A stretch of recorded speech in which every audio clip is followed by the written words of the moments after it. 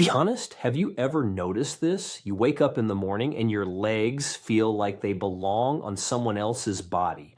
Or you suddenly feel dizzy when you get up from the couch. Or you feel a certain fatigue you never had before. You think, well, that's just age. It happens. And you shrug it off. You go put the kettle on and life goes on. But it is at this moment that many people make the most dangerous mistake of their lives. Because your body doesn't just remain silent. It speaks to you quietly, persistently every day. And if you don't know how to listen to it, you miss the signals that doctors call early warning signs. Those very signs that appear months and sometimes years before serious problems arise. Today I'll tell you about 7 such signs, not in medical terms, but in simple terms, the way loved ones talk among themselves. Because this is important for everyone over 50 to know. Watch to the end, not because I'm asking you to, but because you might already have one of these signals right now and you don't even know it. You know what always amazes me about older people? They know how to endure for years silently, much better than young people. This isn't weakness, it's strength. But it's precisely this strength that sometimes plays a cruel joke on us. Because we get used to it, we get used to pain, we get used to fatigue, we get used to the fact that something's wrong and start to consider it normal. Well, I'm not that old anymore, we tell ourselves. And we continue to live, unaware that our body has been sending us warning signs for a long time. These are the signals I want to talk about today. Let's start with the very first one, and it's likely to surprise you. Signal 1, nighttime leg cramps. You're lying down, you're almost asleep, and then suddenly a sharp pain in your calf. The muscle spasms so tightly you want to scream. You jump up, put your foot down, and walk around the apartment in the dark, trying not to wake anyone. After a few minutes, the pain subsides. You lie down again, trying to fall asleep. Many people think, it's just my leg being tired, I've been walking a lot, or I haven't been drinking enough water. And there's some truth to that, but here's what most people don't know. If cramps happen regularly, 2, 3, 4 times a week, it's not just fatigue. It's a sign. A serious one. The fact is that night cramps in people over 50 are very often associated with poor circulation in the legs. With age, blood vessels become less elastic. Blood flows less efficiently through the capillaries. The muscle doesn't receive enough oxygen at night, and that's exactly how it reacts, with a spasm. It's a cry for help from within. Furthermore, frequent cramps may indicate a deficiency of magnesium, potassium, or calcium. Sounds simple, right? But the consequences of a deficiency of these nutrients are far from simple. They affect heart function, blood pressure, and the state of the nervous system. Please note, if cramps occur most often at night or in the early morning, this is a particularly important sign. This is when blood pressure in the blood vessels drops slightly, and those with blood flow problems feel it most acutely. What should you do right now? Start recording how often this happens. Don't put it off. Just keep a notebook on your bedside table and mark each time. In a week, you'll have a clear picture that you can take to the doctor, not with a feeling, but with facts. Signal 2, you get up during the night to go to the bathroom more than once. A lot of people laugh here. They say it's normal for our age. Everyone does it. My neighbor, Victor Ivanovich, gets up 3 times a day and nothing happens. But I will tell you something important, and I ask you to take it seriously. Yes, your bladder does change a little as you age. That's true. But what's not normal is waking up more than twice a night, not getting a good night's sleep, and doing this every night for several weeks or months, because this symptom could be caused by things you don't even think about. For example, high blood sugar. Yes, that's right. One of the first and very common signs of glucose imbalance is frequent urination at night. The body is trying to eliminate excess sugar through the kidneys, and the kidneys work all night. Or another possibility, it could be a signal of blood pressure indicating that the heart is working under increased strain. There's even a medical term for it, nocturia. And doctors have long known that people with heart failure experience nighttime trips to the bathroom precisely because in a horizontal position, the fluid accumulated in the tissues during the day begins to actively redistribute. It's more than just an inconvenience. It's a signal the body sends over and over again every night. And again, write it down. How many times do you get up? Has this always happened, or is it a relatively recent occurrence?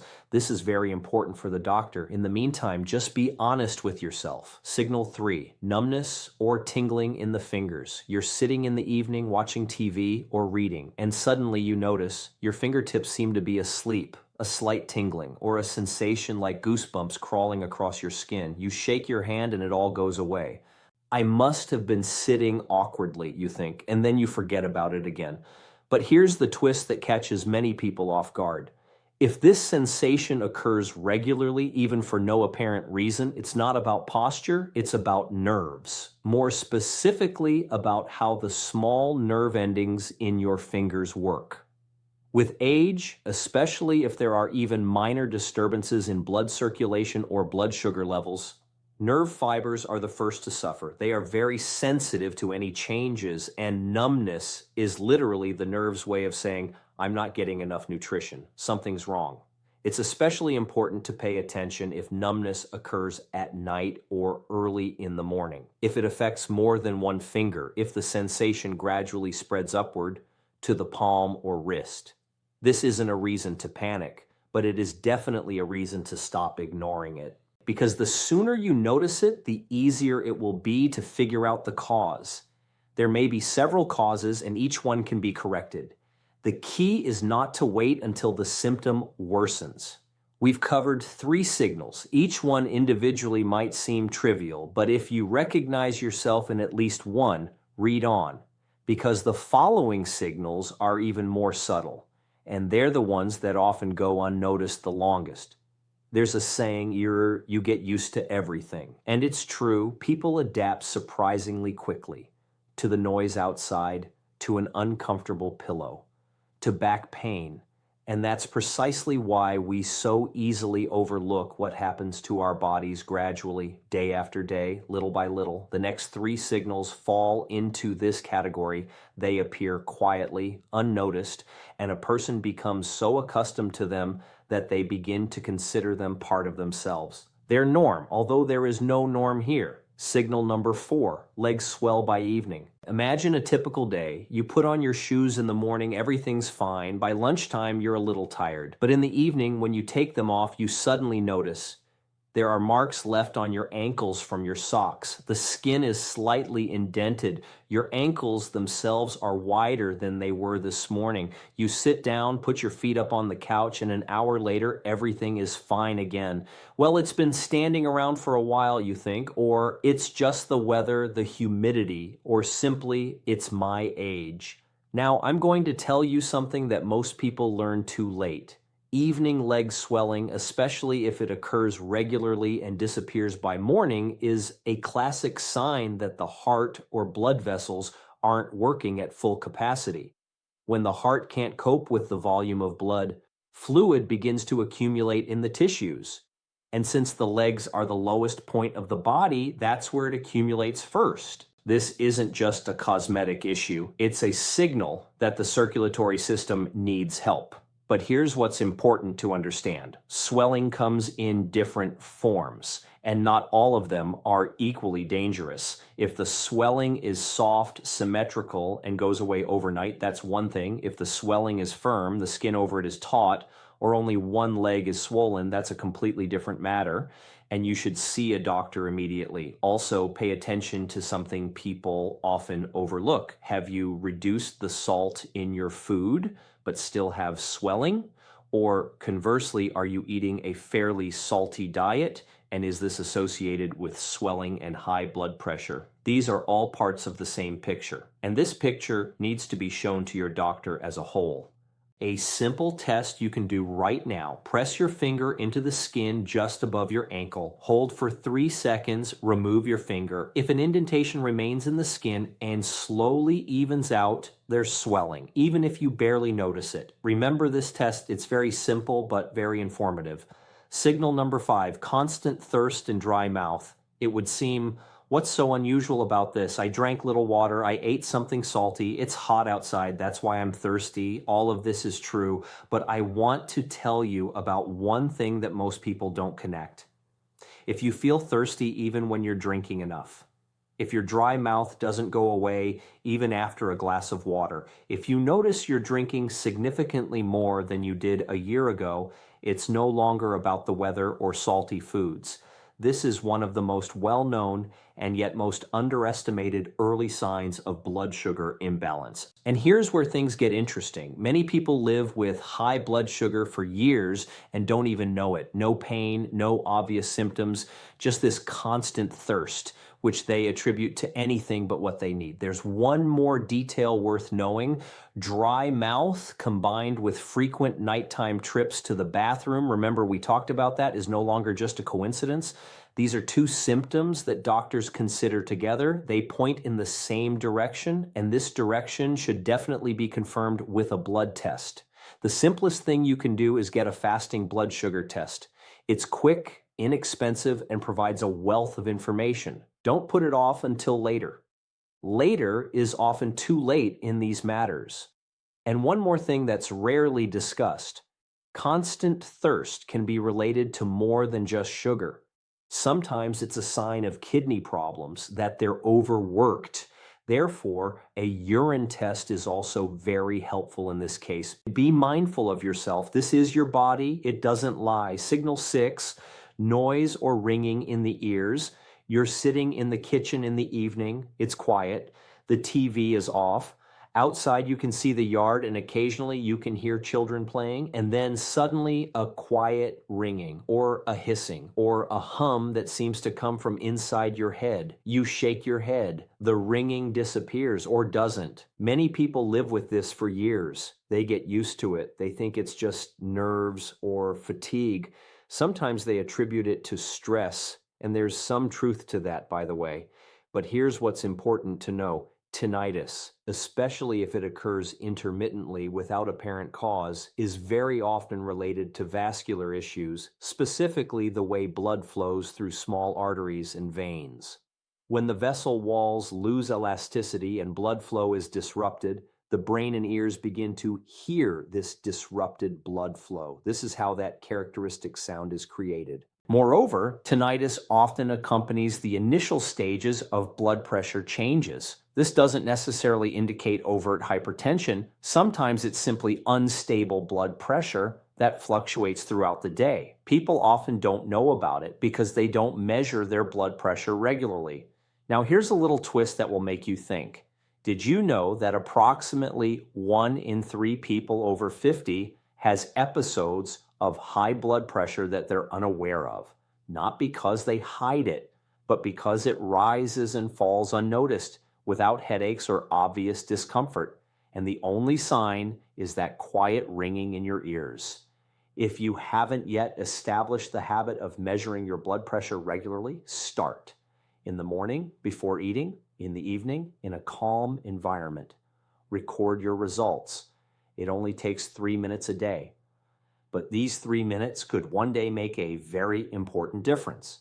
6 signals, and each one is more than just an inconvenience. Each one is a message from your body, from you. There's one last signal left, the 7th, and it's the most unexpected, the quietest, and yet one of the most important, the one that people notice last. There are people who reach this point and say to themselves, well, I don't have any of this. I'm lucky. And I'm genuinely happy for those people. But there are others, those who recognize themselves in 1, 2, or 3 of these points, who are sitting there now and thinking, is this really that serious? Yes, this is serious, but not to scare you, but to finally get you to stop procrastinating, because procrastination is the main enemy of our health after 50. And before I tell you about the last 7th signal, I want to tell you something important, something that is rarely spoken about out loud. The 7th signal doesn't hurt. It doesn't wake you up at night. It doesn't interfere with eating or walking. That's why it's the last one to be noticed. Sometimes it's too late. Signal number 7. You've started losing your balance and tripping on level ground more often. Here's a typical scenario I hear very often. A person is walking across an apartment. The floor is smooth, familiar, walked on thousands of times. And suddenly, a foot catches in thin air or a slight lurch when turning their head. Or in the entryway going down the stairs, they have to grip the railing tighter just to stay upright. I was lost in thought, the man says. I'm tired, he says another time. My slippers are just slippery, he says a third time. But if this happens again, it's no longer slippers. Balance is a complex system. 3 organs are simultaneously involved: the vestibular system in the ear, vision, and most importantly, the nerve endings in the feet and legs. These nerves constantly send signals to the brain: where you're standing, how your weight is distributed, and whether the surface beneath you is level. And when this system starts to malfunction, it's more than just awkwardness. It's a signal that either the neural pathways aren't working as well as they should, or the brain is receiving information with a delay, or, and this is more common than we think, there are problems with the blood supply to the cerebellum, the part of the brain responsible for coordination. Now comes a twist that will surprise many. Do you know what the most common fear of people over 60 is? Not a heart attack, not cancer, a fall. A simple fall on level ground. And this fear is completely justified, because at this age, a fall very often becomes the event that divides life into before and after. A hip fracture, a long recovery, loss of independence, and it all starts with a small signal that a person has ignored for years, with a stumble on level ground, with a slight dizziness when turning, with an uncertain step in the dark. There's a simple test that neurologists perform right during an appointment, but you can try it at home. Stand up straight, feet together, arms at your sides. Close your eyes. Hold this position for 30 seconds. If you start to sway or have to take a step to stay balanced, talk to your doctor about your vestibular system and coordination. Just be sure to do this next to a wall or have someone stand next to you. Safety first. So those are all 7 signals. But now I want to tell you the most important thing. The reason this whole conversation started. None of these signals mean everything is bad and nothing can be fixed. None. This is important to understand. The body doesn't just give up. The body fights. And when it sends you these signs, it's not saying it's over. It's saying, pay attention to me. I can handle this if you help me.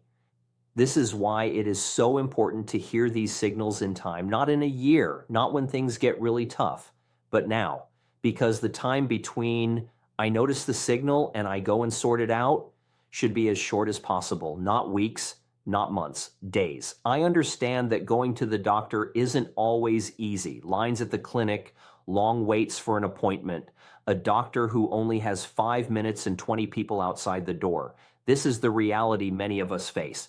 But here's what I'll tell you honestly, without embellishment. It's better to sit in line for 3 hours now and find out everything's okay or catch a problem early than to spend a month in the hospital later because you didn't go in time. This is not a horror story. This is the mathematics of life. Start small. Make an appointment with a general practitioner, get basic tests done, blood, urine, sugar, cholesterol, blood pressure. This is the foundation. This is what gives you the overall picture. And if something in this picture turns out to be wrong, you'll have the opportunity to act timely, calmly, with an understanding of the situation. And finally, something personal. I often think about why people ignore their body's signals. And do you know what I've come to? Not because they don't care, but because they're scared. Scared of learning something bad, scared that their life will change, scared that they'll have to change their habits, take medication, limit themselves in the things they love. I understand this fear. It's human. It's real. But there is something this fear does not take into account. Not knowing about your illness doesn't make you healthy. It simply deprives you of a choice. But knowledge, even the most unpleasant knowledge, gives you power. The power to act, the power to make decisions, the power to take your life into your own hands. You've lived for over 50 years. You've seen a lot. You've dealt with a lot. Your body has been through it all with you. It deserves your attention, your care, your respect. Listen to him, not when you can't stand it anymore, but right now, in the quiet of the evening, over a cup of tea before bed. Listen. It speaks to you every day. The only question is, can you hear it? Take care of yourself. You deserve it.